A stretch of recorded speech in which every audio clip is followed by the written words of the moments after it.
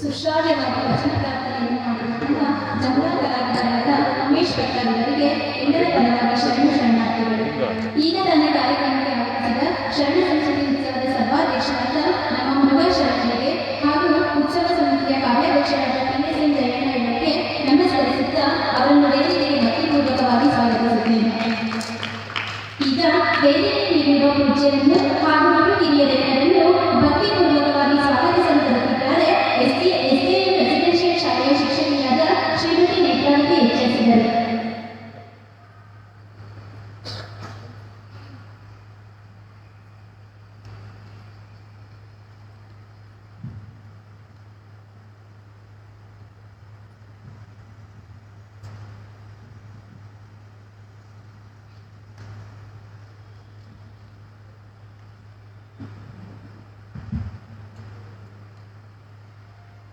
ಶ್ರೀ ಗುರು ಬಸವಲಿಂಗಾಯನಮಃ. ಶ್ರೀ ಶಿವಮೂರ್ತಿ ಮುರುಘಾ ಶರಣರ ಪಾದಾರವಿಂದರಿಗೆ ಪಡೆಯುತ್ತಾ ಹಾಗೂ ಪೂಜ್ಯರೆಂದು ನಡೆಸುತ್ತಾ ಜಗದ್ಗುರು ಬಸವಣ್ಣನವರ ದಿವ್ಯ ಸಂದೇಶದೊಂದಿಗೆ ತಾಲೂಕಲ್ಲಿಯ ಶರಣ ಸಂಸ್ಕೃತಿ ಉತ್ಸವ 2020ರ ಈ ವರ್ಷದ ಶರಣ ಉತ್ಸವವಾಗಿ ಆಚರಿಸಲು ಹಾಗೂ ಈ ಕಾರ್ಯಕ್ರಮದ ವಿಶೇಷ ಪ್ರವಚನಮಾಲೆಯನ್ನು ಪ್ರಾರಂಭಿಸಲು ನಾವು ಇಚ್ಛಿಸುತ್ತಾ, ಆನೆಯ ನೀಡಿಕೊಂಡು ಹೋದಿರಿ ನೀವು, ಕುದುರೆಯ ನೀಡಿಕೊಂಡು ಹೋದಿರಿ ನೀವು, ಕುಂಕುಮ ಕಸ್ತೂರಿಯ ಕಳಿಸಿಕೊಂಡು ಹೋದಿರಿ ನೀವು, ಸತ್ಯದ ವಿಳುವನರಿಯದೆ ಹೋಗಿರಲ್ಲ, ಸದ್ಗುಣವೆಂಬ ಫಲದ ಬಿತ್ತರೆ ಬೆಳೆಯದೆ ಹೋಗಿರಲ್ಲ, ಅಹಂಕಾರವೆಂಬ ಮದಗದ ನೇರಿ ವಿಧಿಗೆ ಗುರಿಯಾಗಿ ನೀವು ಕೆಟ್ಟು ಹೋಗಿರಲ್ಲ, ನಮ್ಮ ಕೂಡಲ ಸಂಗಮ ದೇವನರಿಯದೆ ನರಕಕ್ಕೆ ಬಾಧನವಾಗಿರಲ್ಲ ಎಂಬ ಶರಣರ ದಿವ್ಯ ಸಂದೇಶದ ಹಸ್ತಪ್ರತಿ ಪ್ರಸ್ತುತ ದಿನಗಳ ಪ್ರಪಂಚಕ್ಕೆ ಅತಿ ಸೂಕ್ತವಾಗಿ ಅವಶ್ಯಕವಾಗಿದೆ. ಶ್ರೀಮಠದ ಪರಂಪರೆಯಲ್ಲಿ ಶರಣ ಸಂಸ್ಕೃತಿ ಉತ್ಸವವು ವರ್ಷವೊಂದರಲ್ಲಿ ತನ್ನದೇ ಆದ ಶ್ರೇಷ್ಠ ಐತಿಹಾಸಿಕ ಕ್ಷಣಗಳನ್ನು ಹಾಗೂ ಇತಿಹಾಸವನ್ನು ಸೃಷ್ಟಿಸಿದ್ದು ಮಧ್ಯ ಕರ್ನಾಟಕದ ಸಾಂಸ್ಕೃತಿಕ ಉತ್ಸವ ಎಂದು ಖ್ಯಾತಿ ಪಡೆದಿದೆ. ಇಂದು ಈ ಅನುಭವ ನಾಟಕದ ವೇದಿಕೆಯಲ್ಲಿ ಉಪಸ್ಥಿತರಿರುವಂತಹ ಸರ್ವಾಧ್ಯಕ್ಷರಾದ ಪರಮ ಪೂಜ್ಯ ಡಾಕ್ಟರ್ ಶ್ರೀ ಶಿವಮೂರ್ತಿ ಮುರುಘಾ ಶರಣರು ಅವರ ಅಡಿದಾವರೆಗಳಿಗೆ ನಮಿಸಿ ಶತಸಹಸ್ರ ಪ್ರಣಾಮಗಳನ್ನು ಸಮರ್ಪಿಸುತ್ತಾ, ನಿಮ್ಮ ಪ್ರೀತಿಯ ಕರತಾಡಗಳೊಂದಿಗೆ ಶರಣ ಸಂಸ್ಕೃತಿ ಉತ್ಸವ 2020ರ ಪೂರ್ವಭಾವಿಯ ಪ್ರವಚನಮಾಲೆ ಕಾರ್ಯಕ್ರಮಕ್ಕೆ ಅಭೂತಪೂರ್ವವಾದಂತಹ ಸ್ವಾಗತವನ್ನು ಕೋರುತ್ತೇವೆ.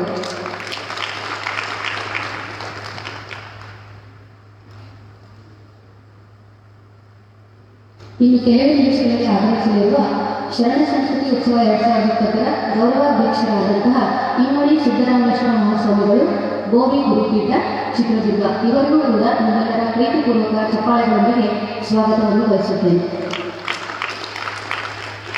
ಈ ಕಾರ್ಯಕ್ರಮಕ್ಕೆ ಆಗಮಿಸಿರುವಂತಹ PCN ಜಯಣ್ಣ ಕಾರ್ಯಾಧ್ಯಕ್ಷರು, ಶರಣ ಸಂಸ್ಕೃತಿ ಉತ್ಸವ ಸಮಿತಿ ಇವರಿಗೂ ಕೂಡ ನಮ್ಮ ಚಪ್ಪಾಳೆಯೊಂದಿಗೆ ಸ್ವಾಗತವನ್ನು ಕೋರುತ್ತೇವೆ.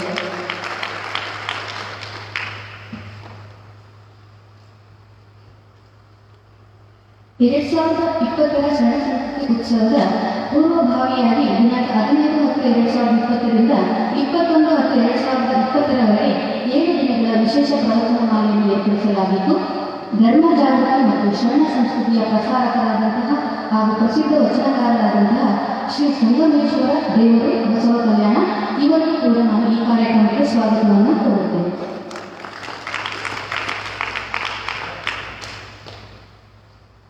KJ ಪರಮೇಶ್ವರಯ್ಯ ಕಾರ್ಯಾಧ್ಯಕ್ಷರು, SDM ವಿದ್ಯಾಪೀಠ, ಚಿತ್ರದುರ್ಗ, ಇವರಿಗೂ ಕೂಡ ಹೃತ್ಪೂರ್ವಕವಾದಂತಹ ಸ್ವಾಗತವನ್ನು ಬಯಸುತ್ತೇನೆ. ಹಾಗೂ ಇಲ್ಲಿ ಆಗಮಿಸಿರುವಂತಹ ಪತ್ರಿಕಾ ಹಾಗೂ ಸುದ್ದಿ ಮಾಧ್ಯಮದ ಸ್ನೇಹಿತರಿಗೂ ಕೂಡ ನಿಮ್ಮ ಚಪ್ಪಾಳೆಯೊಂದಿಗೆ ಸ್ವಾಗತವನ್ನು ಬಯಸುತ್ತೇನೆ. ಇಂದು ಇಲ್ಲಿ ನೆರೆದಿರುವ ಹಲವು ಚರಣಮೂರ್ತಿಗಳಿಗೂ ಶರಣೆಯರಿಗೂ ಹಾಗೂ ಗುರು ಹಿರಿಯರೆಲ್ಲರಿಗೂ ಕೂಡ ಈ ಕಾರ್ಯಕ್ರಮಕ್ಕೆ ಹೃತ್ಪೂರ್ವಕವಾದಂತಹ ಸ್ವಾಗತವನ್ನು ಬಯಸುತ್ತೇನೆ. ಶರಣಾರ್ಥಿಗಳು.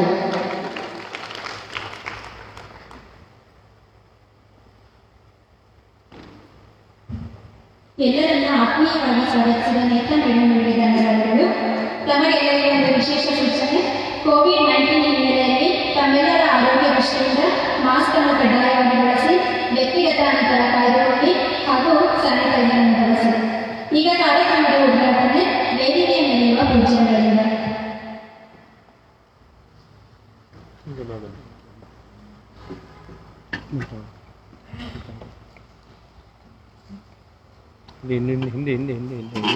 ಹಿಂದೆ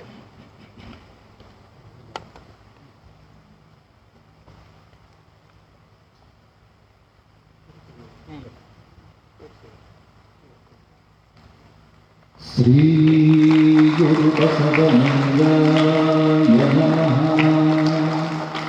ಶ್ರೀ ಗುರು ಬಸವಲಿಂಗಾಯ ನಮಃ.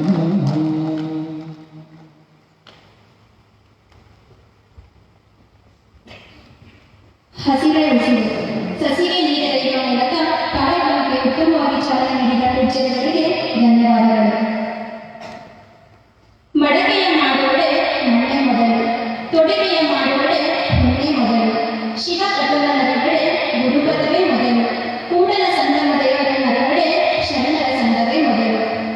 ಅಂತರಂಗದ ಶ್ರದ್ಧೆಗಾಗಿ ಹಾಗೂ ಬಹಿರಂಗದ ಶ್ರದ್ಧೆಗಾಗಿ ನಾವು ಬಸವಾದಿ ಶರಣರ ವಚನಗಳನ್ನು ಅರಿಯಬೇಕು, ಅರಿತು ನಡೆಯಬೇಕು. ಹಲವಾರು ವರ್ಷಗಳಿಂದ ನಾವೆಲ್ಲರೂ ಹಲವಾರು ಪ್ರವಚನಗಾರರು ನೀಡಿದ ಪ್ರವಚನಗಳನ್ನು ಕೇಳಿದ್ದೇವೆ. ಈ ಬಾರಿಯೂ ವಿಶೇಷ ಪ್ರವಚನಗಾರರಾಗಿ ಆಗಮಿಸಿರುವ ಶ್ರೀ ಸಂಗಮೇಶ್ವರ ದೇವರವರು ಇವರ ಪ್ರವಚನವನ್ನು ಕೇಳಲು ನಾವೆಲ್ಲರೂ ಆಸಕ್ತಭರಿತರಾಗಿದ್ದೇವೆ. ಆದ್ದರಿಂದ ಈ ಕಾರ್ಯಕ್ರಮದ ಕೇಂದ್ರ ಬಿಂದುವಾದ ಶ್ರೀ ಸಂಗಮೇಶ್ವರ ದೇವರು ಇವರು ಪ್ರವಚನವನ್ನು ನಡೆಸಿಕೊಡಬೇಕೆಂದು ವಿನಯಪೂರ್ವಕವಾಗಿ ಕೇಳಿಕೊಳ್ಳುತ್ತೇನೆ.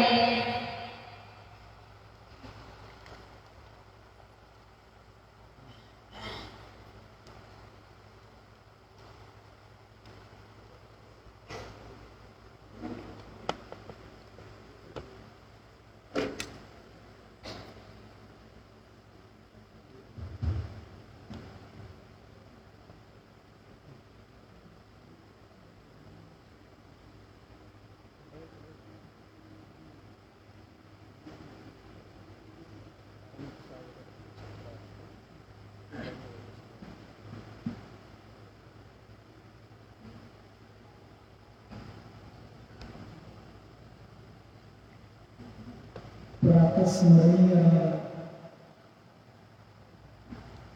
ಬಸವಾದಿ ಶರಣರನ್ನು, ಪ್ರಪಂಚದ ಎಲ್ಲ ದಾರ್ಶನಿಕ ಸಂತ ಮಹಾಂತರನ್ನು ಸ್ಮರಣೆ ಮಾಡುತ್ತಾ ಪರಮ ಪೂಜ್ಯರಾದ ಗುರುದೇವರನ್ನು ಎಲ್ಲ ಹೃದಯಗಳಲ್ಲಿ ಧ್ಯಾನಿಸುತ್ತಾ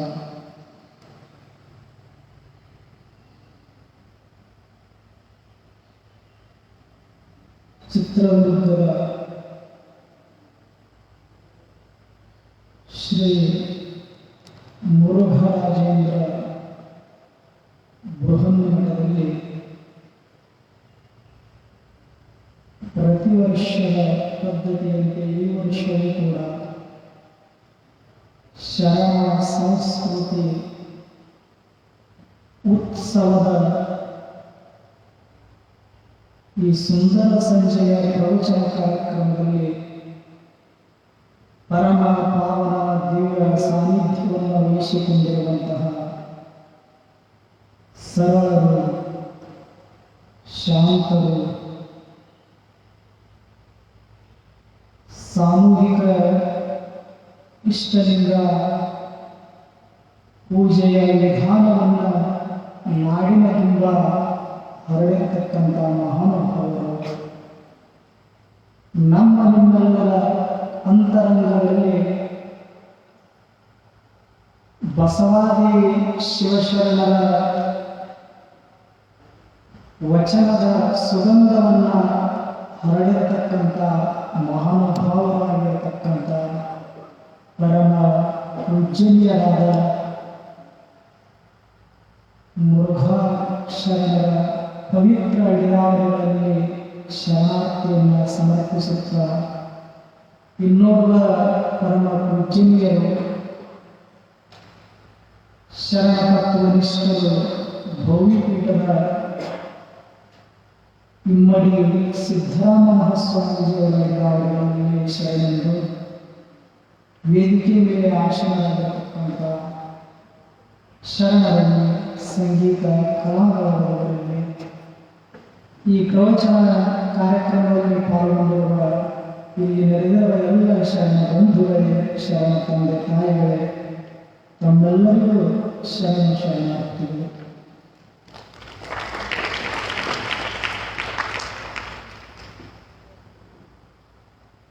ಇವತ್ತು ಒಂದು ದಿವಸ ಹೊರಗಡೆ ಬರೀ ನಾಳೆಯಿಂದ ಬೆಳೆಯುವುದಿಲ್ಲ. ಹಾದಿ ಹೋಗುವಾಗ ಯಾರಾದ್ರೂ ನಮಸ್ಕಾರ ಅಂದ್ರೆ ಭಾಳ ಚಲೋ ಇಲ್ಲ ಅಂತ ಚಕ್ಕರೆ ಹಾರಿಸ್ತಾನೆ. ಮತ್ತೇನು ಮಾಡಬೇಕು? ಮರು ಪ್ರಣಾಮಗಳನ್ನು ಸಲ್ಲಿಸಬೇಕು. ಶರಣಾರ್ಥಿ ಅಂದಾಗ ನೀವು ಮತ್ತು ಶರಣಾರ್ಥಿ ಅಂತ ಹೇಳಬೇಕು. ಬಸವನವರು ಅಶ್ವಾರೂಢರಾಗಿ ಹೊರಟಿದ್ದರು. ಎದುರುಗಡೆಗೆ ಸಮಗಾರ ಹರಳಿಯವರು ಬರುತ್ತಿದ್ದರು. ಅವಾಗ ಬಸವಣ್ಣವರನ್ನು ಕಂಡ ತಕ್ಷಣದೊಳಗೆ ಸಮಗಾರ ಹರಳಿಯವರು ಏನು ಮಾಡಿದರು? ಶರಣು ಶರಣಾರ್ಥಿ ಬಸವಪ್ಪನವರು ಅಂತ ಶರಣಾರ್ಥಿ ಹೇಳಿದರು. ಯಾರು? ಸಮಗಾರ ಹರಳಿಯವರು. ಅವಾಗ ಬಸವಣ್ಣವರು ಅರಮನೆಗೆ ಹೊರಟಿದ್ರಲ್ಲ ಅಶ್ವಾರೂಢರಾಗಿ, ಆ ಕುದುರೆಯಿಂದ ಕೆಳಗಿಳಿದು ಶಿವಭಕ್ತ ಹರಳೆಯ ಶರಣರಿಗೆ ಶರಣು ಶರಣಾರ್ಥಿ ಅಂತ ಒಂದು ಶರಣಾರ್ಥಿ ಹೆಚ್ಚು ಹೇಳಿದ್ದಕ್ಕಾಗಿ ಇತಿಹಾಸದ ಪುಟ ತೆರೆದು ನೋಡಿದಾಗ ತೊಡೆಯ ಚರ್ಮದಿಂದ ಪಾದರಕ್ಷೆಯನ್ನು ಮಾಡಿ ಸಮರ್ಪಣೆ ಮಾಡಿದಂತೆ. ಹಂಗೆ ಶರಣಾರ್ಥಿ ಅಂದಾಗ ಶರಣಾರ್ಥಿ ಅನ್ನುವುದೇ ನಿಜವಾದ ಶರಣ ಧರ್ಮ, ಶರಣ ಸಂಸ್ಕೃತಿಯಾಗಿದೆ. ಇದು ಶರಣ ಸಂಸ್ಕೃತಿ ಉತ್ಸವ. ಅದರ ಪ್ರಯುಕ್ತವಾಗಿ ಪ್ರವಚನ ಮಾಡಿ. ಹಾಗಾದರೆ ಬಹಳಷ್ಟು ನಾವು ಶರಣರ ಚರಿತ್ರೆಯನ್ನು ನೋಡಿದ್ದೇವೆ. ಶರಣರ ಬದುಕಿನ ತಿರುಳನ್ನು ಒಂದು ಕ್ಷಣ ಚಿಂತನ ಮಂಥನವನ್ನು ಮಾಡಿದ್ದೇವೆ. ಈ ಶಬ್ದ ಮೇಲಿನ ಮೇಲೆ ಪದೇ ಪದೇ ಕಿವಿ ಮ್ಯಾಲ ಹೇಗೆ ಹಾಗೆ ಹೋಗುತ್ತಿರ್ತದೆ, ಶರಣ ಅನ್ನುವಂಥ. ಹಾಗಾದರೆ ಶರಣ ಅನ್ನುವಂಥ ಶಬ್ದದ ಅರ್ಥ ಒಂದಿಷ್ಟು ಅರಿತುಕೊಳ್ಳಬೇಕಾಗಿದೆ. ಸಾಮಾನ್ಯವಾಗಿ ಎಲ್ಲರೂ ಈ ಶಬ್ದವನ್ನು ಬಳಸ್ತಾರೆ, ಶರಣ ಶರಣ ಅಂತ. ಅಲ್ಲಮ ಪ್ರಭುದೇವ್ ಹೇಳ್ತಾರೆ, ಶರಣರಂದ್ರೆ ಯಾರು? ಶರಣರಂದ್ರ ನಮ್ಮ ನಿಮ್ಮಂಗ ಬಾಳಿ ಬದುಕಿದವರೇನು, ಅವರು ನರ ಮನುಷ್ಯರೇನು, ನಮ್ಮಂಗ ಈ ಜಗತ್ತಿನೊಳಗ ಬದುಕು ಬಾಳ್ವೆ ಮಾಡಿದವರೇನು. ಹಾಗಾದರೆ ಶರಣರಂದ್ರೆ ಏನು ಪ್ರಶ್ನೆ ಮಾಡಿದಾಗ ಅದಕ್ಕೆ ಸಮಂಜಸವಾಗಿರತಕ್ಕಂಥ ಉತ್ತರವನ್ನು ಅಲ್ಲಮ ಪ್ರಭುದೇವರು ತಮ್ಮ ವಚನಗಳನ್ನು ಬರೆಯುತ್ತಾರೆ. ಶರಣರಂದ್ರೆ ಯಾರು? ರಂಗ ಒಂದೇ ಕಂಬ ಒಂದೇ, ದೇವರೊಂದೇ ದೇಗುಲ ಒಂದೇ, ಗುಹೇಶ್ವರ ನಿಮ್ಮ ಮನ್ನಣೆಯ ಶರಣರ ಆವು ದೇವರೆಂದರೆ ದೇವರೆಂದರೆ ಅಂತ ಅಲ್ಲಮ ಪ್ರಭುದೇವರಂದ್ರೆ ಸಾಮಾನ್ಯ. ಈ ಜಗತ್ತಿನೊಳಗ ಇಡೀ ಭೂಮಂಡಲದೊಳಗ ಅಂದು ಇಂದು ಮುಂದೆಂದೆಂದಿಗೂ ಒಬ್ಬನೇ ಅಲ್ಲಮ ಪ್ರಭುದೇವ. ಅಲ್ಲಮ ಅಂದ್ರೆ ಅಲ್ಲಮ. ಆತನ ಜ್ಞಾನ ಆಕಾಶದಷ್ಟು ಅಗಲ, ಭೂಮಿಯಷ್ಟು ವಿಸ್ತಾರ, ಸಾಗರದಷ್ಟು ಆಳ.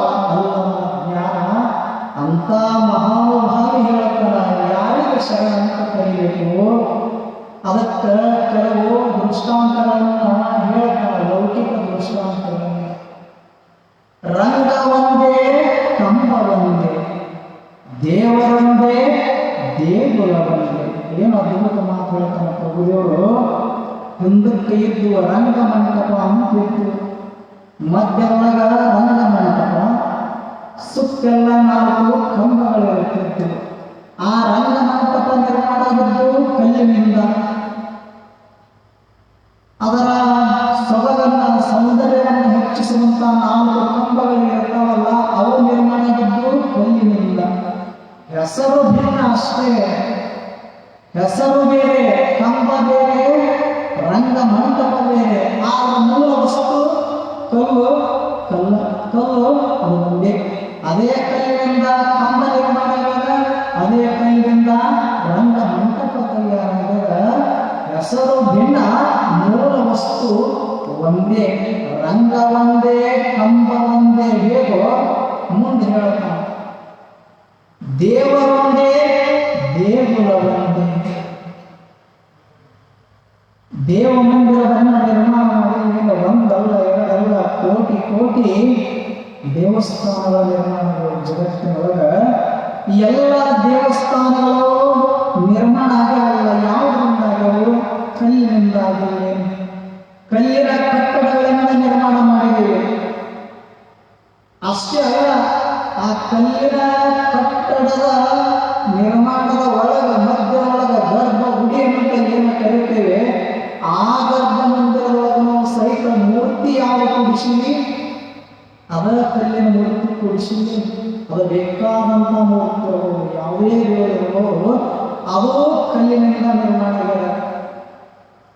ಅದಕ್ಕೆ ರಕ್ಷಣಾತ್ಮಕವಾಗಿರ್ತಕ್ಕಂಥ ಒಂದು ಚೌಕಟ್ಟ, ಅದು ಕಟ್ಟಡ, ಅದು ಕಲ್ಲಿನಿಂದ ನಿರ್ಮಾಣ ಆಗ್ಯದ.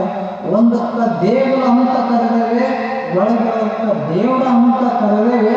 ಹೆಸರು ಮಾತ್ರ ಭಿನ್ನ, ಮೂಲ ವಸ್ತು ಒಂದೇ ಅಲ್ಲೇ, ಅದೇ ಕಲ್ಲಲ್ಲೇ. ದೇವರೊಂದೇ, ದೇಗುಲ ಒಂದೇ. ಹೆಸರು ಭಿನ್ನ, ಮೂಲ ವಸ್ತು ಒಂದೇ. ಹೇಗೋ ಹಾಗೆ ಗುಹೇಶ್ವರ ನಿಮ್ಮ ಮನ್ನಡೆಯ ಶರಣರಾಮ ದೇವರೆಂದು. ಏನು ಅದ್ಭುತ ಮಾತು ಹೇಳ್ತಾನ ಅಲ್ಲವ ಪ್ರಭುದೇವರು. ಗುಹೇಶ್ವರ ನಿಮ್ಮ ಮನ್ನಡೆಯ ಶರಣರನ್ನ ನಾನು ದೇವರಂತ ಕರಿತೀನಿ ಅಂತಾರೆ. ಶರಣರಂದ್ರ ಶರಣ ಅನ್ನುವಂಥ ಶಬ್ದಕ್ಕೆ ಡೆಫಿನಿಷನ್ ಏನು ಕೊಟ್ಟರೆ ಅಲ್ಲವರು, ಶರಣ ಅಂದ್ರೆ ಸಾಕ್ಷಾತ್ ದೇವರಿದ್ದಂಗೆ ಅಂತ ಹೇಳಿದ್ದಾರೆ. ಶರಣರಂದ್ರೆ ಯಾರು? ದೇವರ. ಅದಕ್ಕೆ ಪರಮ ಪೂಜ್ಯರು, ನಮ್ಮ ಪರಮ ಪೂಜ್ಯರು ಸಹಿತ ಇಷ್ಟೆಲ್ಲ ದೊಡ್ಡ ಬೃಹತ್ ಮಠ ಇದ್ರೂ ಜಗದ್ಗುರು ಅಂತ ಕರಿಬಹುದಾಗಿತ್ತು. ಆದ್ರೆ ಅವ್ರು ಇಷ್ಟಪಡಲಿಲ್ಲ. ಅವ್ರ ಮುಂದೆ ಏನು ಬರೀತೀವಿ ಭಕ್ತರಲ್ಲ ನಾವೆಲ್ಲ, ಅವ್ರಿಗೆ ಜಗದ್ಗುರು ಮುರುಘಾ ಸ್ವಾಮೀಜಿ ಅಂತ ಯಾರೋ ಏನಂತಾರ?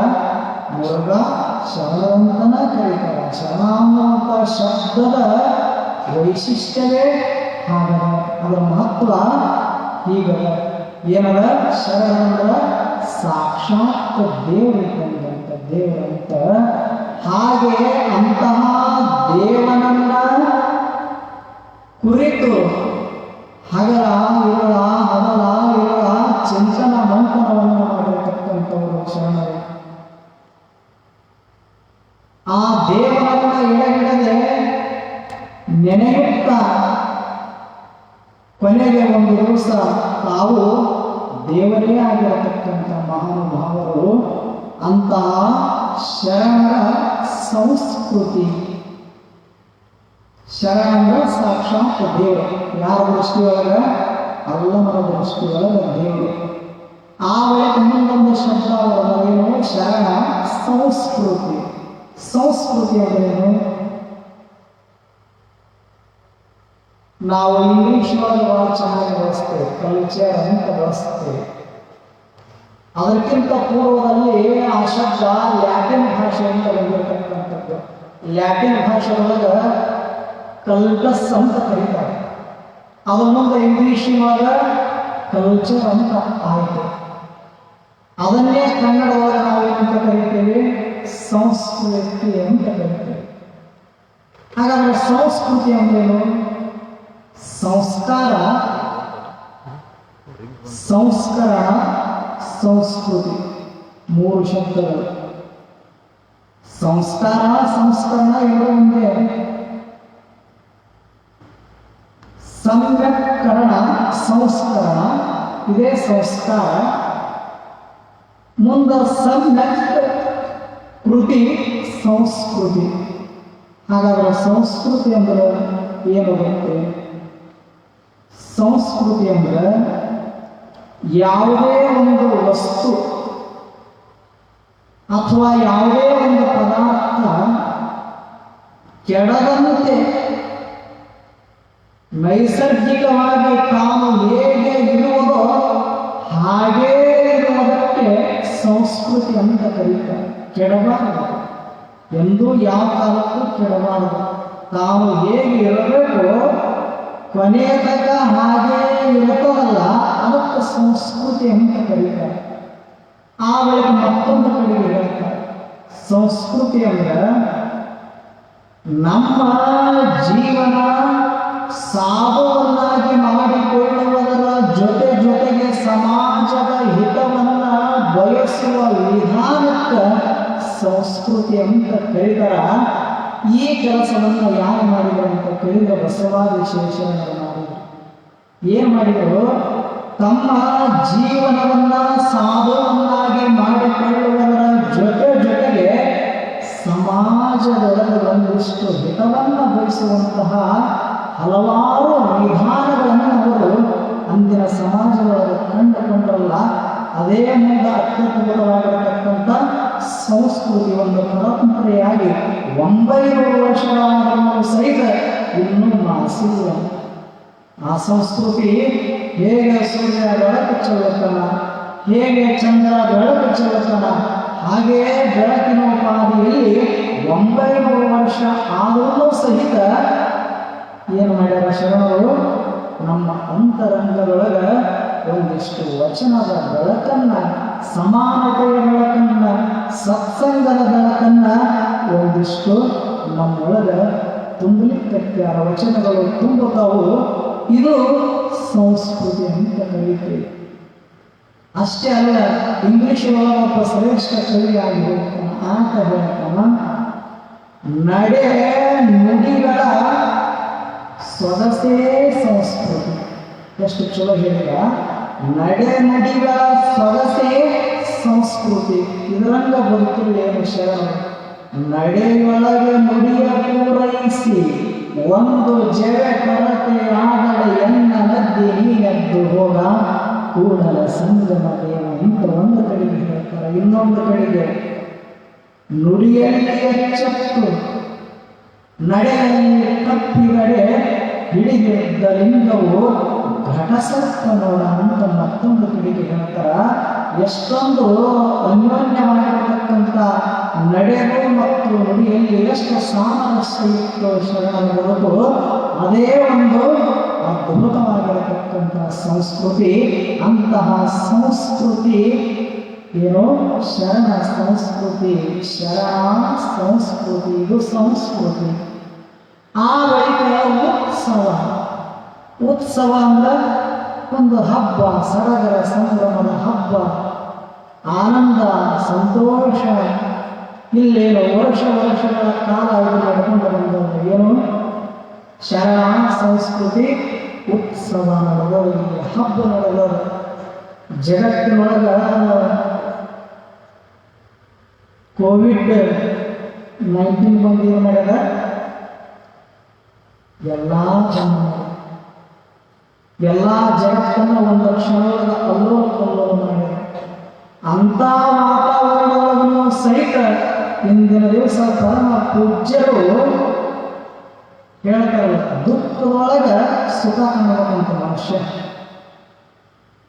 ಸುಖದೊಳಗೆ ಸುಖ ಕಾಣೋದು ಬೇರೆ, ದುಃಖದೊಳಗೆ ಸುಖ ಕಾಣೋದು ಏನೈತಲ್ಲ. ಈಗ ಅಳ್ಕೋತ ಅನ್ನೋದು ಬರ್ತದ, ಅಳ್ಕೋತ ಅನ್ನೋದು ಬರ್ತದ, ಹಂಗೆ ಬರೋದಿಲ್ಲ. ಅಳೋರು ತಾಯಿ ಮಾಡ್ತಿರ್ತಾರೆ, ನಗೋರು ಮಾಡ್ತಿರ್ತಾರೆ. ಹಂಗೆ ಇದೆ. ದುಃಖದೊಳಗೆ ಒಂದಿಷ್ಟು ಸಂತೋಷ, ಆನಂದ ಕೊಡುವಂತಾರಲ್ಲ, ಹಾಗೆ ಇದು ಎಂದು ಹೋಗ್ತದೋ ಬಿಡ್ತದೋ ಗೊತ್ತಿಲ್ಲ, ಅದಕ್ಕೆ ಔಷಧ ಇನ್ನೂ ಸಿಗ್ತಾ ಇಲ್ಲ. ಆದರೂ ಸಹಿತ ಅದರ ಜೊತೆಗೇ ನಾವು ಒಂದಿಷ್ಟು ಆನಂದದಿಂದ ಸಂತೋಷದಿಂದ ನಮ್ಮ ಕ್ರಿಯಾದಿಗಳು ಏನದವಲ್ಲ, ನಮ್ಮ ಕಾರ್ಯಕಲಾಪಗಳು ಏನದವಲ್ಲ, ನಮ್ಮ ಕಾಯಕ ತತ್ವ ಏನದಲ್ಲ, ಅದನ್ನು ಬಿಡಲಿಕ್ಕೆ ಬರೋದಿಲ್ಲ ಅನ್ನೋಂಥ ಉಪಾಧಿಯಲ್ಲಿ ಪರಮ ಪೂಜ್ಯರು ಅದರ ಜೊತೆಗೇ ಒಂದಿಷ್ಟು ನಮಗೆ ಶರಣ ಸಂಸ್ಕೃತಿಯ ಹಬ್ಬವನ್ನು ಇಲ್ಲಿ ಪ್ರತಿ ವರ್ಷದಂತೆ ಈ ವರ್ಷವೂ ಕೂಡ ಏರ್ಪಾಡು ಮಾಡಿದ್ದಾರೆ. ಹೀಗಾಗಿ ಅಂತಹ ಪರಮ ಪೂಜ್ಯರ ಒಂದು ಸಾನ್ನಿಧ್ಯದೊಳಗೆ ಇಲ್ಲಿ ಒಂದು ವಾರಗಳ ಕಾಲ ಶರಣ ಸಂಸ್ಕೃತಿ ಉತ್ಸವ ಕಾರ್ಯಕ್ರಮ ಪ್ರವಚನದ ಮಾಲೆ ಸಾಯಂಕಾಲ 6:30ರಿಂದ 7:30 ತನಕ ಈ ಒಂದು ವೇದಿಕೆಯಲ್ಲಿ ಇಂದಿನಿಂದ ಪ್ರಾರಂಭಗೊಂಡಿದೆ. ಹೀಗಾಗಿ ತಾವೆಲ್ಲರೂ ಹೆಚ್ಚಿನ ಸಂಖ್ಯೆಯೊಳಗೆ ಬರಬೇಕು ಏನೋ ಬರ್ರಿ ಅಂತ ಹೇಳಕ್ಕೆ ಅನ್ಸಿದ್ವಿ. ಇದನ್ನು ಯಾವ ಮಾಡ್ಯಾರ, ಕೋವಿಡ್ ಮಾಡ್ಯಾರ, ಬರ್ರಿ ಅಂತ ಹೇಳಕ್ಕೆ ಅನ್ಸಿದ್ವಿ. ಅದಕ್ಕೆ ಹೆಚ್ಚಿನ ಸಂಖ್ಯೆಯೊಳಗೆ ತಾವೆಲ್ಲರೂ ಬಂದ್ರೆ ಕೇಳೋರಿಗೆ ಒಂದಿಷ್ಟು ಚೆನ್ನಾಗಿ ಅನಿಸ್ತದೆ. ಆ ಶರಣ ಸಂಸ್ಕೃತಿಯ ಉತ್ಸವವನ್ನು ಒಂದಿಷ್ಟು ನಾವು ನೀವೆಲ್ಲರೂ ಸಡಗರ ಸಂಭ್ರಮದಿಂದ ಮಾಡಬೇಕು. ಇಂದು ತಾವೆಲ್ಲ ಒಬ್ಬೊಬ್ಬರು ಬಂದಿರಲ್ಲ, ಇಂದು ಹೋಗ್ಬೇಕು, ನಾಳೆಗೆ ಇಬ್ಬರಾಗಿ ಬರಬೇಕು. ಇಬ್ಬರಾಗಿ ಬರೋದಂದ್ರೆ ಮತ್ತೆ ತೊಗೊಂಡು ಬಂದಿರಬೇಕು, ತೊಗೊಂಡು ಬರೋದಲ್ಲ. ಇಬ್ಬರಾಗಿ ಬರೋದಂದ್ರೆ ಹೀಗೆ ಮಠದಲ್ಲಿ ಪರಮ ಪೂಜ್ಯರ ಸಾನ್ನಿಧ್ಯದೊಳಗೆ ಹೋದ ವರ್ಷ ಆ ಕಡೆ ವರ್ಷ ಮೊದಲು ಹೆಂಗೆ ಒಂದು ಶರಣ ಸಂಸ್ಕೃತಿಯ ಹಬ್ಬ ಉತ್ಸವ ನಡೆದದ, ಅದೇ ರೀತಿ ಈ ವರ್ಷವೂ ಸಹಿತ ನಡೆದದ. ಹೀಗಾಗಿ ಇಲ್ಲಿ ಹೋಗಿ ಶರಣ ಸಂಸ್ಕೃತಿಯ ಉತ್ಸವದೊಳಗೆ ಪಾಲ್ಗೊಂಡು ಈ ಜನ್ಮವನ್ನು ಸಾರ್ಥಕ ಮಾಡಿಕೊಳ್ಳಬೇಕು ಅನ್ನುವಂಥ ಸದುದ್ದೇಶದ ಸಂದೇಶವನ್ನು ನಿಮ್ಮ ಸುತ್ತಮುತ್ತ ಎಲ್ಲರಿಗೂ ಹೇಳಿ ನಾಳಿನ ದಿವಸ ಹೆಚ್ಚಿನ ಸಂಖ್ಯೆಯೊಳಗೆ ಬನ್ನಿ. ತಾವೆಲ್ಲ ಶರಣ ಸಂಸ್ಕೃತಿ ಉತ್ಸವದೊಳಗೆ ಪಾಲ್ಗೊಳ್ಳಿ. ಶರಣ ಸಂಸ್ಕೃತಿ ಉತ್ಸವ ಅಂದ್ರೆ ಇಷ್ಟೇ. ಇದು ಶರಣ ಸಂಸ್ಕೃತಿ ಅಂದ್ರೆ 12ನೇ ಶತಮಾನದೊಳಗೆ ಸತ್ಸಂಗ, ಸಮಾನತೆ, ಕಾಯಕ, ದಾಸೋಹ ಇವು 4 ಕಂಬಗಳಿದ್ದಂಗೆ, ಇದ್ದಂಗೆ. ಇದರ ಮೇಲೆ ಅನುಭವ ಮಂಟಪ ನಿರ್ಮಾಣ ಆಗಿತ್ತು. ಕಲ್ಯಾಣದೊಳಗೆ ಏನೇನೋ ಒಂದು ಸತ್ಸಂಗ, ಇನ್ನೊಂದು ಸಮಾನತೆ, ಮತ್ತೊಂದು ಕಾಯಕ, ಮಗದೊಂದು ದಾಸೋಹ. ಇದರ ಮೇಲೆ ಪ್ರವಚನ ಮಾಡಿ ಪ್ರಾರಂಭ ಆಗ್ತದೆ. ನಾಳಿನ ದಿವಸ ಸತ್ಸಂಗದ ಬಗ್ಗೆ ನಾವೆಲ್ಲರೂ ನೋಡೋಣ. ಇಲ್ಲಿಯವರೆಗೆ ತಾವೆಲ್ಲರೂ ಶಾಂತಚಿತ್ತರಾಗಿ ಆಲಿಸಿದಿರಿ. ತಮ್ಮೆಲ್ಲರಿಗೂ ಬಸವಾದಿ ವಿಶ್ವೇಶ್ವರರ ಕೃಪಾಶೀರ್ವಾದವೆಂದು ಹಾರೈಸುತ್ತಾ 2 ನುಡಿಗಳನ್ನು ಗುರುವಿನ ಪಾದಕ್ಕೆ ಸಮರ್ಪಣೆ ಮಾಡ್ತೀವಿ. ತಮ್ಮೆಲ್ಲರಿಗೂ ಶರಣಾರ್ಥಿಗಳು.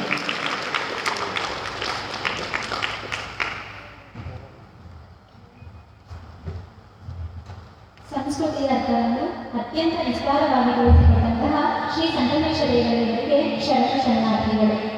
ಈಗ ಶರಣ ಸಂಸ್ಕೃತಿ ಉತ್ಸವದ ಗೌರವ ಅಧ್ಯಕ್ಷರಾದ ಇಮ್ಮಡಿ ಸಿದ್ದರಾಮೇಶ್ವರ ಮಹಾಸ್ವಾಮಿಗಳವರಿಂದ ಕಾರ್ಯಕ್ರಮವನ್ನು ಉದ್ದೇಶಿಸಿ 2 ನುಡಿಗಳು.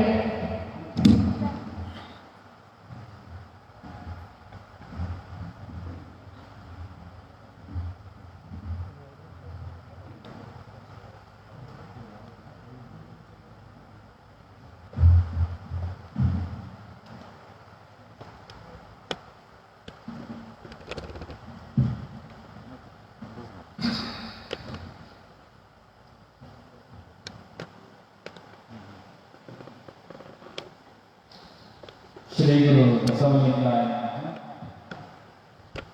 ಬಸವಾದಿ ಶರಣರನ್ನ ಶಿವಯೋಗಿ ಸಿದ್ದರಾಮೇಶ್ವರನ್ನು ಸ್ಮರಿಸಿಕೊಂಡು ಎನ್ನ ಅಸ್ತಿತ್ವದ ಅಸ್ಮಿತೆ ಆಗಿರುವಂತಹ ಪರಮ ಪೂಜ್ಯ ಶಿವಮೂರ್ತಿ ಮುರುಘಾಶನರ ಪಾದಪದ್ಮಗಳಿಗೆ ಶರಣಾರ್ಥಿಗಳನ್ನು ಸಲ್ಲಿಸಿ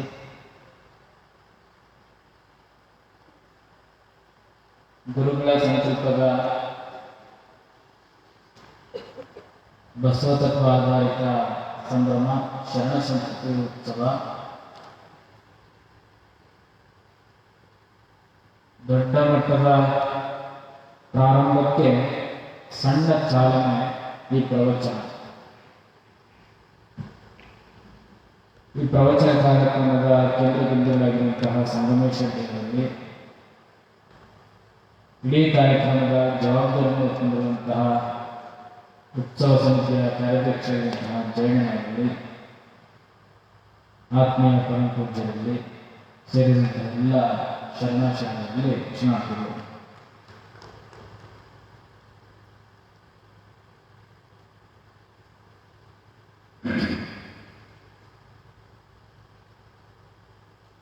ಬಹುಶಃ ಉತ್ತರ ಕರ್ನಾಟಕದಲ್ಲಿ ಪ್ರವಚನ ಅಂತಂದರೆ ಅದಕ್ಕೊಂದು ದೊಡ್ಡ ಸಂಭ್ರಮ ಇದೆ. ಪ್ರವಚನ ಮಾಲಿಕೆಗಳು ಅಂತಂದರೆ ತಿಂಗಳಾದ್ಯಂತ ಸಮಾರಂಭ ನಡೀತಾ ಇದ್ದಾರೆ.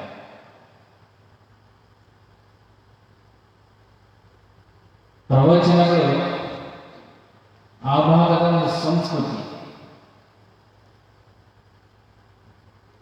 ಆ ಭಾಗದ ಸಂಸ್ಕೃತಿಯ ಅನೇಕ ವಟುಗಳಿಗೆ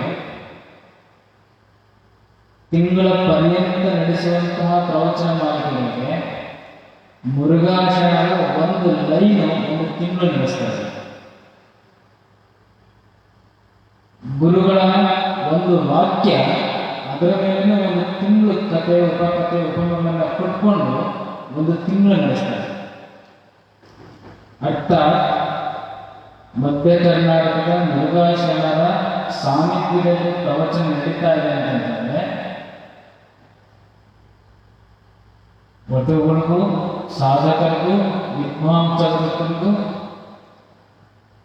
ಎಲ್ಲ ಬಗೆಯ ಪಂಡಿತರಿಗೂ ಮುರುಘಾ ಮಠ ಅತ್ಯಂತ ಆಕರ್ಷಿತವಾಗಿರುವಂತಹ ಮಠ. ಅದಕ್ಕೆ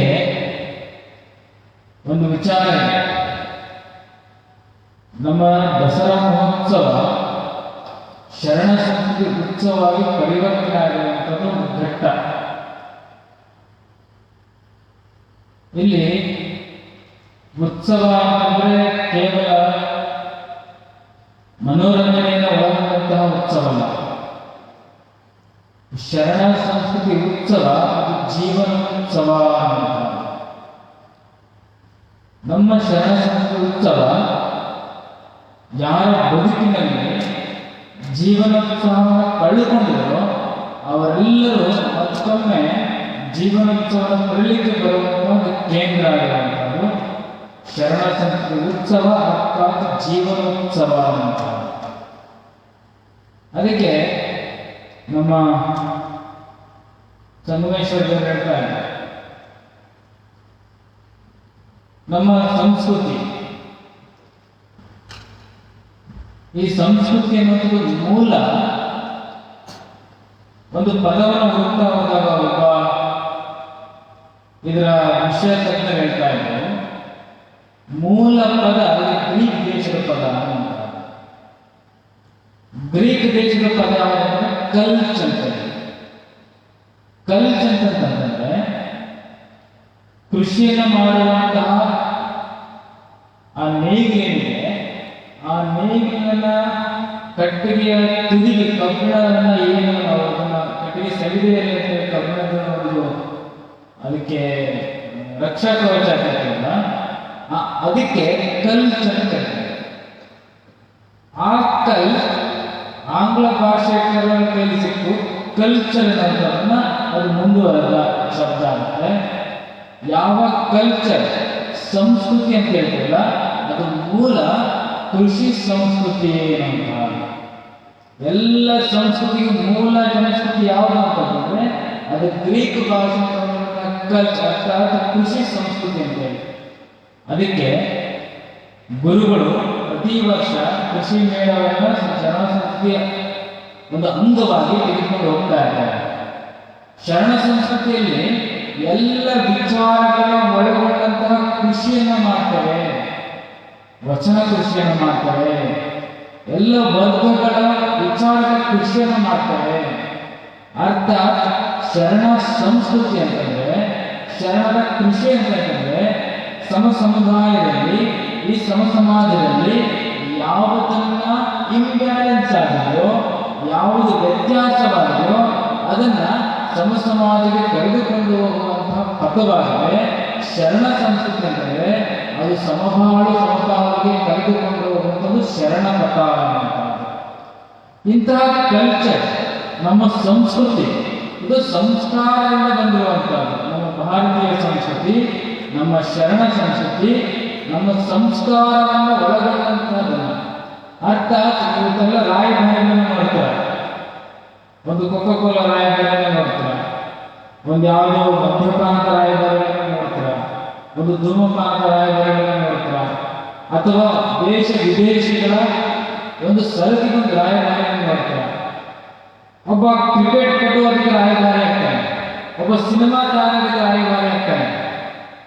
ವಸ್ತುಗಳನ್ನ ಇಡೀ ಜಗತ್ತಿನಾದ್ಯಂತ ಸಂಚಾರವನ್ನು ಅದು ವ್ಯವಹಾರ ನಡೆಸಲಿಕ್ಕೆ ನಾವು ರಾಯಭಾರಿಗಳನ್ನು ಹೋಗ್ತೇವೆ.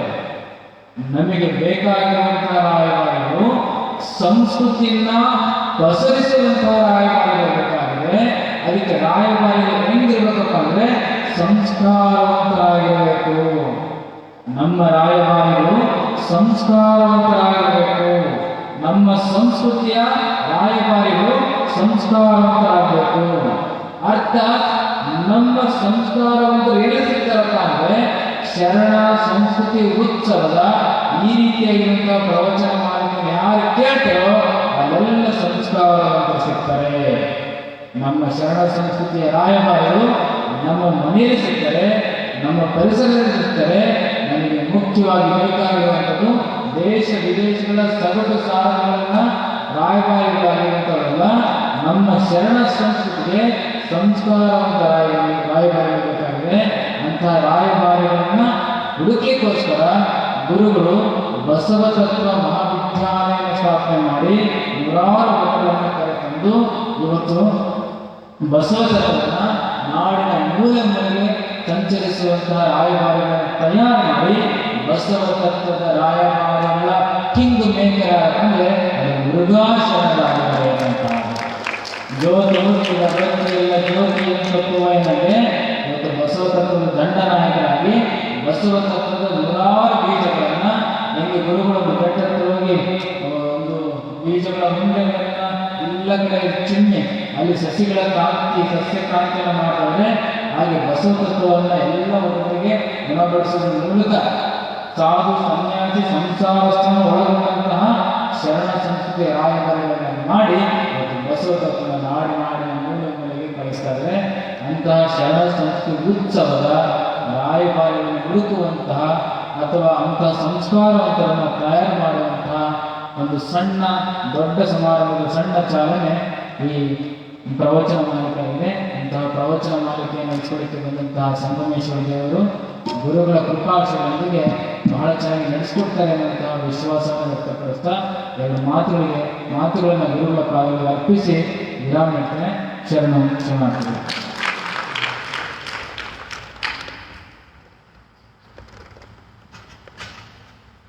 ವಟುಗಳಿಗೂ ವಿದ್ವಾಂಸರಿಗೂ ಆದರ್ಶವಾಗಿರುವ ನಮ್ಮ ಮುರುಘಾ ಮಠದ ಬಗ್ಗೆ ಹಾಗೂ ನಮ್ಮ ಮುರುಘಾ ಶರಣರ ಬಗ್ಗೆ ಹೆಮ್ಮೆಯ ನುಡಿಗಳನ್ನಾಡಿದ ಇಮ್ಮಡಿ ಸಿದ್ದರಾಮೇಶ್ವರ ಮಹಾಸ್ವಾಮಿಗಳು ಇವರಿಗೆ ಶರಣಾರ್ಥಿಗಳು.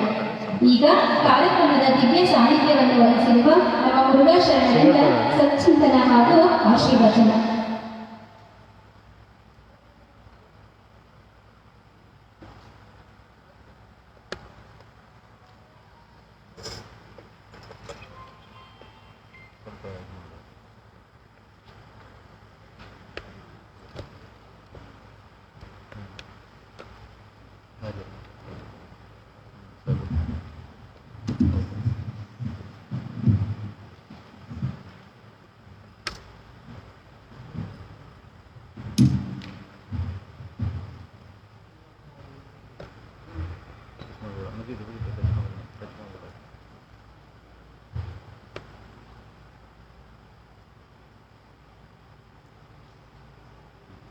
ಶರಣ ಸಂಸ್ಕೃತಿಯ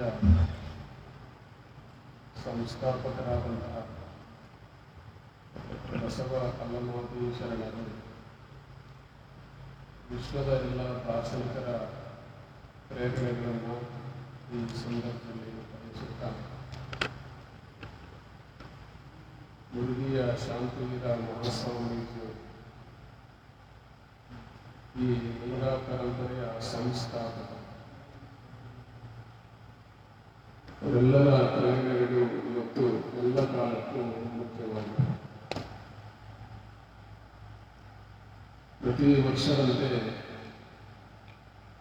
ಶ್ರೀಮಠದ ಅನುಭವ ಮಂಟಪದಲ್ಲಿ ಈ ಪಾವನ ಪರಿಸರದಲ್ಲಿ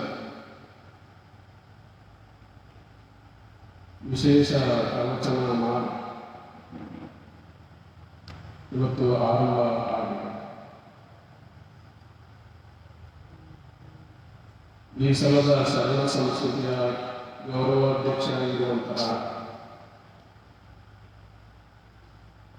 ಇಮ್ಮಡಿ ಸಿದ್ದರಾಮೇಶ್ವರ ಸ್ವಾಮೀಜಿ ಸಮ್ಮುಖವನ್ನು ವಹಿಸಿಕೊಂಡು ಶರಣ ಸಂಸ್ಕೃತಿಯ ಮುಖ್ಯ ಆಶಯ ಏನು ಅನ್ನುವಂಥದ್ದನ್ನು ಎಲ್ಲರಿಗೂ ತಿಳಿಯಪಡಿಸಿದ್ದಾರೆ.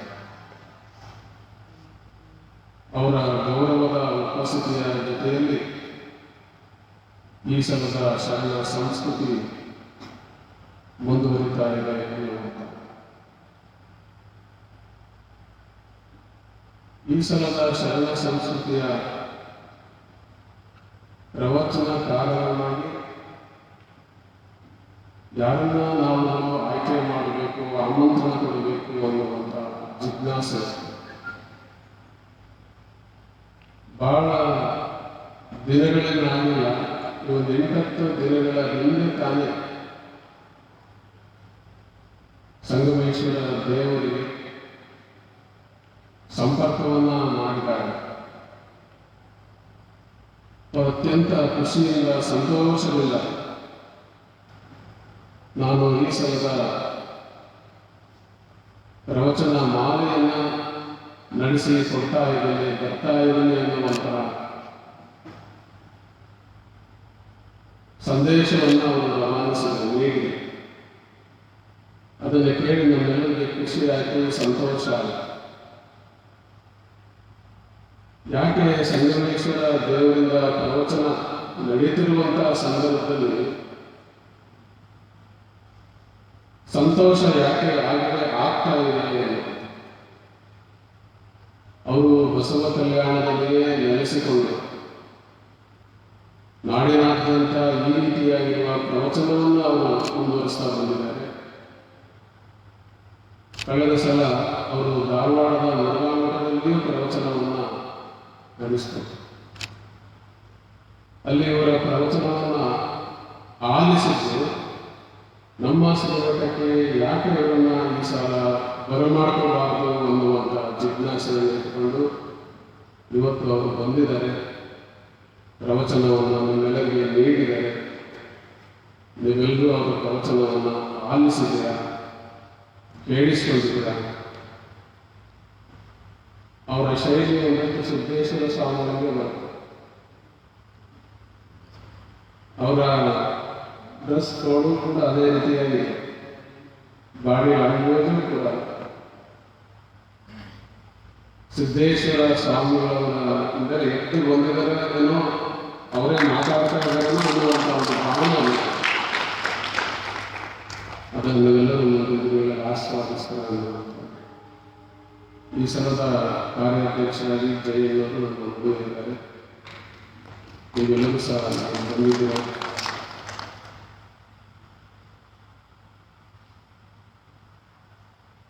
ಇಬ್ಬರು ಸ್ವಾಮಿಗಳು ಕೂಡ ಸಂಸ್ಕೃತಿ ಅನ್ನುವಂತಹ ವಿಚಾರವನ್ನು ಎತ್ತಿಕೊಂಡು ಚಿಂತನೆಯನ್ನ ಮಾಡಿದರು. ಭಾರತೀಯ ಸಂಸ್ಕೃತಿಯ ಮೂಲ ಅದು ಕೃಷಿ ಅನ್ನುವಂಥ. ನಮ್ಮದು ಕೃಷಿ ಪ್ರಧಾನವಾಗಿರುವಂತಹ ದೇಶ, ಅರ್ಥಾತ್ ಸಮಾಜ. ಕೃಷಿಗೆ ವ್ಯವಸಾಯ ಅಂತ ಕರೀತಾರೆ, ಬೇಸಾಯ ಅಂತ ಕರೀತಾರೆ. ಬಸವಣ್ಣನವರ ಭಾಷೆಗೆ ಆರಂಭ.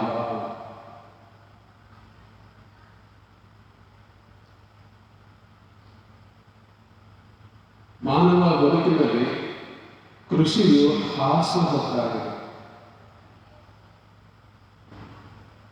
ಕೃಷಿ ಇಲ್ಲದ ಹೋದರೆ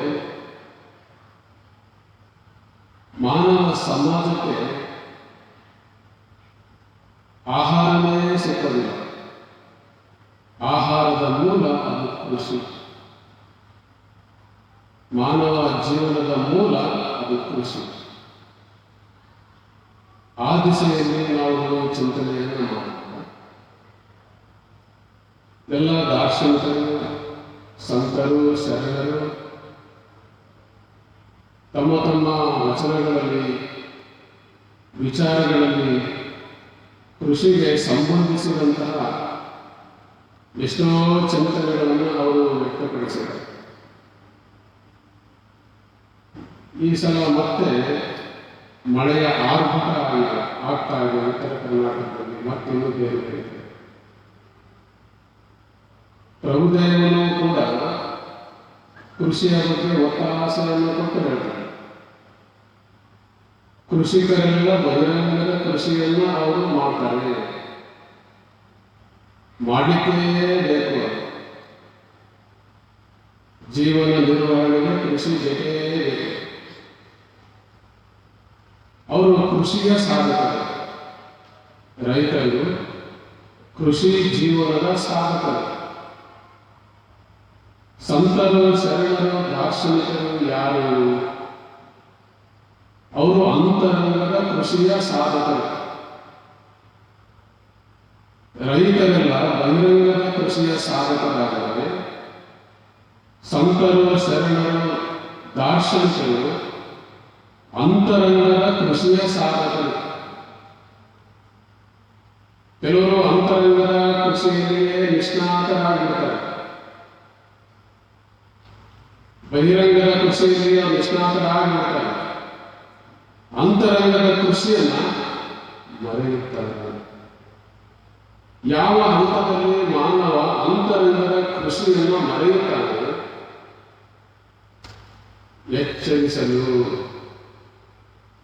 ಜಾಗೃತಿಯನ್ನು ಮೂಡಿಸಲು ಶರಣರು ಬರುತ್ತಾರೆ, ಸಂತರು ಬರುತ್ತಾರೆ, ದಾರ್ಶನಿಕರು ಹುಟ್ಟಿ ಬರುತ್ತಾರೆ.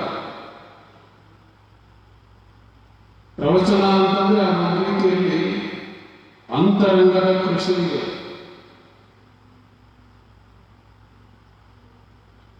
ನಮ್ಮ ಅಂತರಂಗವನ್ನು ಕೃಷಿ ಮಾಡಬೇಕು,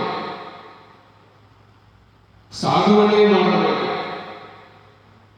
ಪ್ರಭುದೇವ ಹೇಳ್ತಾರೆ, ತನ್ನುವ ತೋಟವ ಮಾಡಿ. ಎಷ್ಟೊಂದು ಸೊಗಸಾಗಿ ಆದ ಪ್ರತಿಪಾದನೆಯನ್ನು ಮಾಡಿ.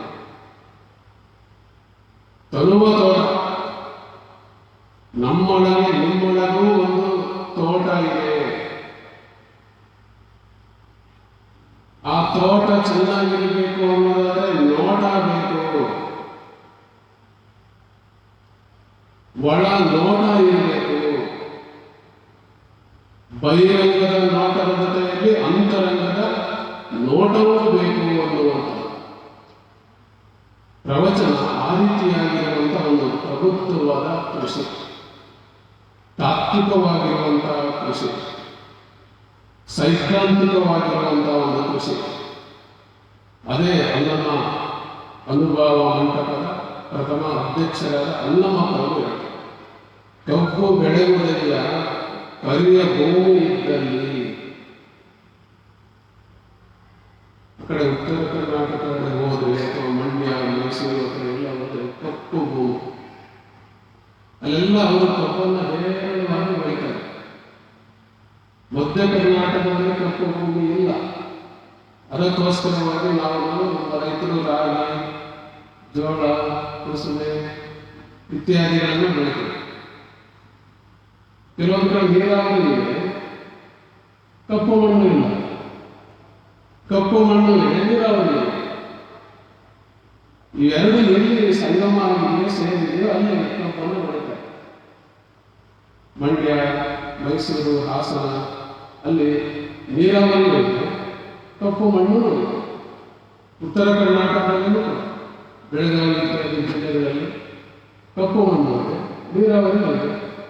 ಹೇರಳವಾಗಿ ಅವರು ಕಬ್ಬನ್ನು ಬೆಳೀತಾರೆ. ಪ್ರಭುದೇವರು ಅದನ್ನೇ ಪ್ರತಿಪಾದನೆ ಮಾಡ್ತಾರೆ. ಕಬ್ಬು ಬೆಳೆಯುವುದೆಲ್ಲ ಕಡೆಯ ಭೂಮಿ ಇದ್ದಲ್ಲಿ, ಮುಂದೆ ಹೇಳ್ತಾನೆ ಉಬ್ಬುಬ್ಬಿ ಬೆಳೆಯುವುದೆಲ್ಲ ಜಲ ಪ್ರಮಾಣವಿದ್ದಲ್ಲಿ.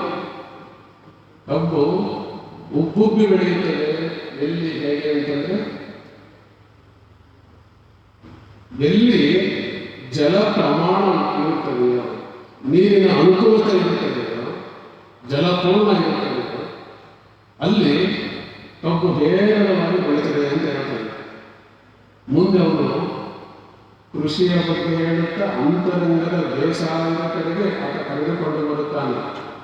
ನೋಡಿ, ದಾರಿದ್ರ್ಯದಲ್ಲಿ ನಿದ್ರೆ ಬೀಳುವುದಿಲ್ಲ ಅಂತ ಹೇಳ್ತಾರೆ. ಕಪ್ಪು ಮಣ್ಣಲ್ಲಿ ಕಬ್ಬು ಬೆಳೆದರೆ ಮಾನವ ಬದುಕಿನಲ್ಲಿ ಯಾವ ಬೆಳೆದರೆ ದಾರಿದ್ರ್ಯದಲ್ಲಿ ನಿದ್ದೆ ಬೆಳೆಯುವುದಿಲ್ಲ. ನಿದ್ದೆ ಬೆಳೀತಾ ಹೋಗ್ತಾರೆ. ಕಾರಣ ಏನಂದ್ರೆ ಲೇಜಿನೆಸ್, ಸೋಮಾರಿತನ. ಶರಣರು ಮಾನವ ಕುಲವನ್ನ ಸೋಮಾರಿತನದಿಂದ, ಆ ದಾರಿದ್ರ್ಯತನದಿಂದ ಬಿಡಿಸುವಂತಹ ಮಹತ್ತರವಾದ ಕಾರ್ಯವನ್ನು ಮಾಡಿದರು. ಅದಕ್ಕೋಸ್ಕರವಾಗಿ ಈ ನುಡಿ ತುಂಬಾ ಅರ್ಥಪೂರ್ಣ ಅನಿಸುತ್ತೆ. ಮುಂದೆ ಪ್ರಭುದೇವ ಹೇಳ್ತಾನೆ, ನಮ್ಮ ಶಿವನ ಸಲಹೆ ಸಂದ ಶರಣರಾದ ಹಿರಿಯರಿದ್ದಲ್ಲಿ, ಶಿವಶರಣರಿದ್ದಲ್ಲಿ, ಸಂತದಲ್ಲಿ ಶರಣರಿದ್ದಲ್ಲಿ, ಹಿರಿಯರಿದ್ದಲ್ಲಿ ಏನಪ್ಪ ಬೆಳೆದಿದೆ? ಶರಣರಾದ ಹಿರಿಯರಿದ್ದಲ್ಲಿ ಬುದ್ಧಿ ಬೆಳೆಯುವುದಿಲ್ಲ. ಪ್ರವಚನ ಏನನ್ನು ಗಳಿಸ್ತಾ ಇದೆ ಅಂತಂದ್ರೆ ನಿಮ್ಮ ಬುದ್ಧಿಯನ್ನ ಗಳಿಸ್ತಾ ಇದೆ. ಅಲ್ಲಿ ಕಬ್ಬು ಬೆಳೆದಿದೆ, ಪ್ರವಚನದ ಮುಖಾಂತರವಾಗಿ ನಿಮ್ಮ ತಲೆಯಲ್ಲಿ ಬುದ್ಧಿ ಬೆಳೆಯುತ್ತದೆ. ಪ್ರವಚನ ನಿಮ್ಮ ಬುದ್ಧಿಯ ಬೆಳವಣಿಗೆಯಾಗುತ್ತದೆ. ಎಂತ ಅದ್ಭುತವಾಗಿರುವಂತಹ ಚಿಂತನೆ ಅಲ್ಲ, ವಿಚಾರ ಅಲ್ವಾ, ವಚನ ಅಲ್ಲ. ಅದು ಮುಂದೆ ಹೇಳ್ತಾರೆ ಪ್ರಭುದೇವ, ಜಟ್ಟಿ ಮಾಸಾವರಿದ್ದಲ್ಲಿ ಕಾಳಗ ಘನವಪ್ಪುದಯ್ಯ. ಜಗಳಗಂಟು,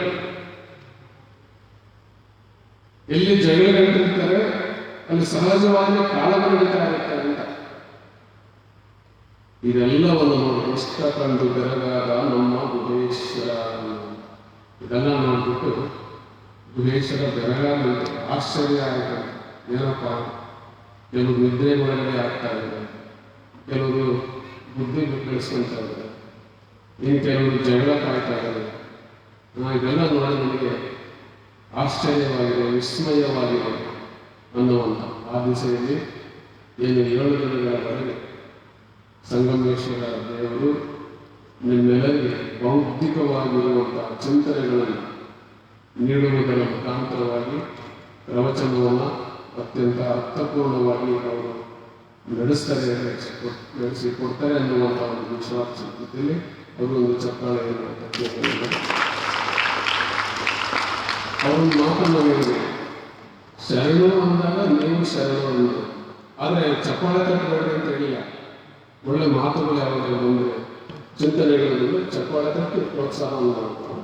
ಶರಣು ಅಂದಾಗ ನೀವು ಶರಣು ಹೇಳಿ, ಉಳಿದಂತೆ ಚಪ್ಪಾಳೆಯನ್ನು ತಟ್ಟಲಿಕ್ಕೆ ಏನು ತೊಂದರೆ ಇಲ್ಲ ಅನ್ನುವಂಥ ವಿಚಾರ.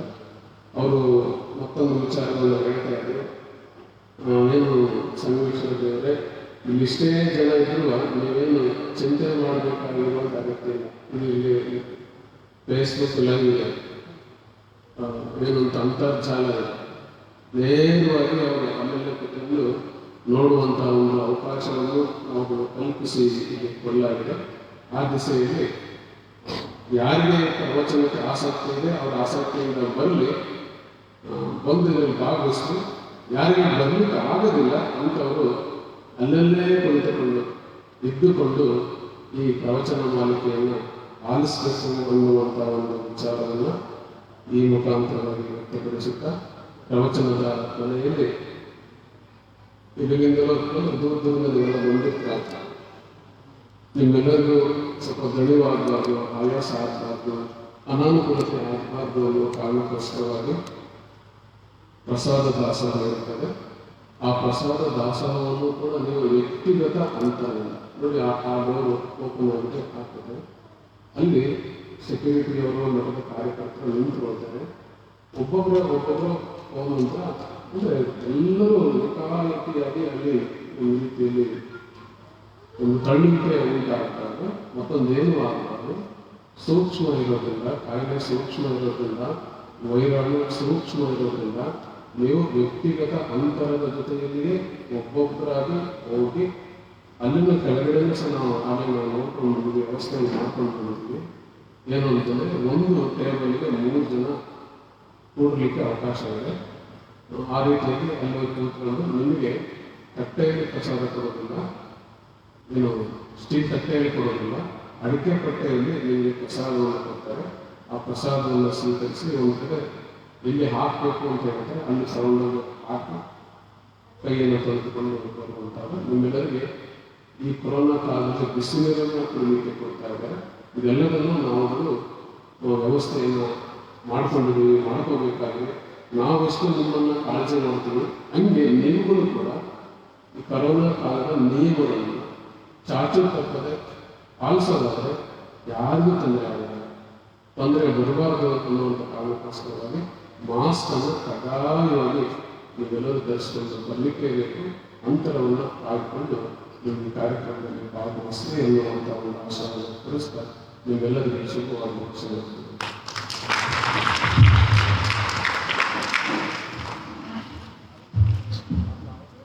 ಭಾರತೀಯ ಸಂಸ್ಕೃತಿಯ ಮೂಲ ಕೃಷಿ. ಪ್ರವಚನವೆನ್ನುವುದು ಅಂತರಂಗದ ಕೃಷಿ. ಪ್ರವಚನ ಭಾಷಣ ಎನ್ನುವುದು ಜ್ಞಾನವನ್ನು ಕಟ್ಟಿಕೊಡುವ ಒಂದು ಕಲೆ. ಆದ್ದರಿಂದ ಪ್ರೇಕ್ಷಕರು ಈ ಕಾರ್ಯಕ್ರಮದ ಸದುಪಯೋಗವನ್ನು ಪಡೆದುಕೊಳ್ಳಬೇಕೆಂದು ತಮ್ಮ ಚಿಂತನೆಯನ್ನು ಹಾಗೂ ಆಶೀರ್ವಚನವನ್ನು ದಯಪಾಲಿಸಿದ ಮುರುಘಾಶರಣರಿಗೆ ಎಲ್ಲರ ಪರವಾಗಿ ಶರಣಾರ್ಥಿಗಳು. ಈಗ ಕೊನೆಯದಾಗಿ ಶರಣ ಸಮರ್ಪಣೆ ಕಾರ್ಯಕ್ರಮ SJM ಶಾಲೆಯ ಶಿಕ್ಷಕಿಯಾದಂಥ ಶ್ರೀಮತಿ ವೀಣಾ ಇವರಿಂದ. ಕಂಟಿನ್ಯೂಷನ್ ಮಾಡ್ತಾರೆ. ಶ್ರೀ ಗುರು ಶರಣ ಸಮರ್ಪಣೆ. ಈ ಸಮಾರಂಭ ದಿವ್ಯ ಸಾನ್ನಿಧ್ಯ ವಹಿಸಿ ನಮ್ಮೆಲ್ಲರಿಗೂ ಆಶೀರ್ವಾದ ದಯಪಾಲಿಸಿದ ಪರಮ ಪೂಜ್ಯ ಡಾಕ್ಟರ್ ಶ್ರೀಮೂರ್ತಿ ಮುರುಘಾಶರಣರಿಗೆ ಇಂದಿನ ಪ್ರವಚನ ಪ್ರಾಯೋಜಕರಾದ SJM ಬ್ಯಾಂಕ್ ಹಾಗೂ SJM ಆಂಗ್ಲ ಮಾಧ್ಯಮ ಶಾಲೆ ಸಿಬ್ಬಂದಿಯಿಂದ ಭಕ್ತಿ ಸಮರ್ಪಣೆ.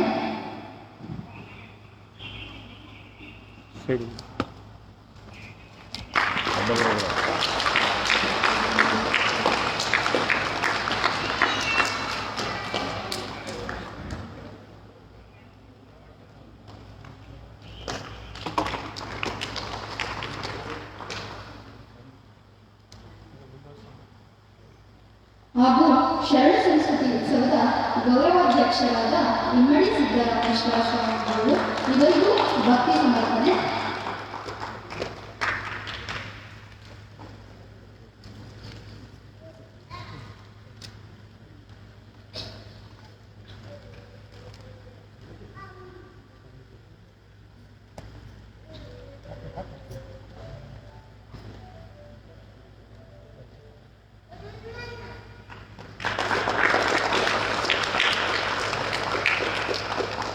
ಪ್ರವಚನ ನಡೆಸಿಕೊಟ್ಟಂತಹ ಸಂಗಮೇಶ್ವರ ದೇವರು ಬಸವ ಕಲ್ಯಾಣ ಇವರಿಗೂ ಗೌರವ ಸಮರ್ಪಣೆ.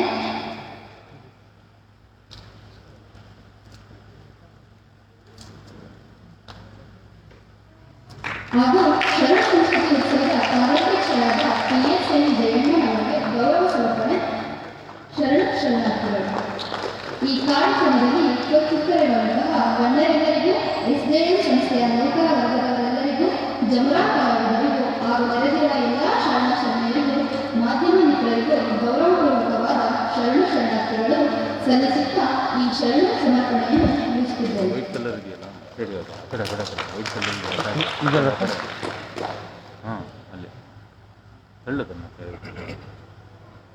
ತಳ್ಳದು ಮೇಲೆ ತಳ್ಳಿ